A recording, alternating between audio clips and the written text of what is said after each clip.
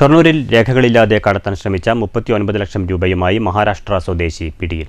ഷൊർണൂർ പോലീസും dance of ടീമും നടത്തിയ സംയുക്ത പരിശോധനയ്ക്കിടെ റെയിൽവേ സ്റ്റേഷൻ പരിസരത്ത് വെച്ചാണ് മഹാരാഷ്ട്ര സ്വദേശി 26 വയസ്സുള്ള സൗരഭ് ദീപക് പിസാൽ പിടിയിലായത്.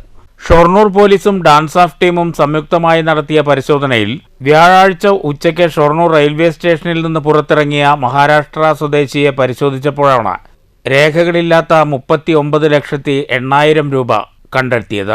പിടിച്ചെടുത്ത പണം അനധികൃതവും കണക്കിൽപ്പെടാത്തതുമാണെന്ന് ഷൊർണൂർ പോലീസ് പറഞ്ഞു. നീല നിറത്തിലുള്ള വലിയ ട്രോളി ബാഗിലായിരുന്നു പണം. ഷൊർണൂർ പോലീസ് ഇൻസ്പെക്ടർ വി രവികുമാറിന്റെ നേതൃത്വത്തിലായിരുന്നു പരിശോധന. ഒരു ചെറുപ്പക്കാരൻ ഒരു ട്രോളി ബാഗുമായിട്ട് നിൽക്കുന്നതായിട്ട് കാണപ്പെടുക.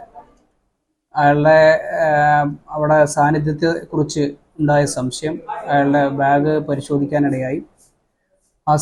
പരിശോധനയിൽ വെച്ചിട്ട് അയാളുടെ ബാഗിലെ പ്രത്യേകമായിട്ട് നിർമ്മിച്ചിട്ടുള്ള അറയ്ക്കകത്ത് 39,08,000 രൂപ അനധികൃതമായി സൂക്ഷിച്ചു വെച്ചതായിട്ട് കാണപ്പെടുകയുണ്ടായി. ഇയാൾ ദീപക് പിസൽ വയസ്സ് 26, മഹാരാഷ്ട്രക്കാരനാണ്.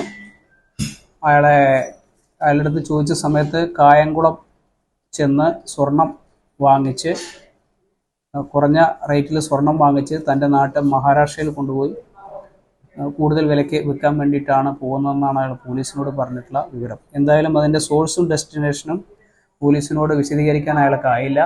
ആയതിൽ വെച്ചിട്ട് ഇത് അനധികൃതമായിട്ടുള്ള പണം ആണ് എന്നുള്ള ഉത്തമ ബോധ്യത്തിൽ ആ സംഖ്യ പിടിച്ചെടുത്തിട്ടുണ്ട്.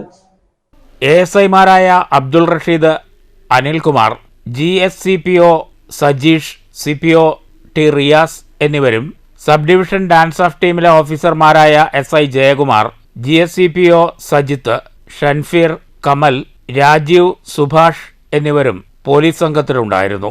നാർക്കോട്ടിക് ഒഫൻസുകൾ കണ്ടെത്തുന്നതിന് പട്രോളിംഗ് ഡ്യൂട്ടി നടത്തി വരുന്നതിനിടെയാണ് അപ്രതീക്ഷിതമായി രേഖകളില്ലാത്ത പണവുമായി മഹാരാഷ്ട്ര സംഗ്ലി ജില്ലാ സ്വദേശിയായ 26 വയസ്സുള്ള സൗരഭ് ദീപക് പിസാൽ പിടിയിലായത്. News centre, Shoranur.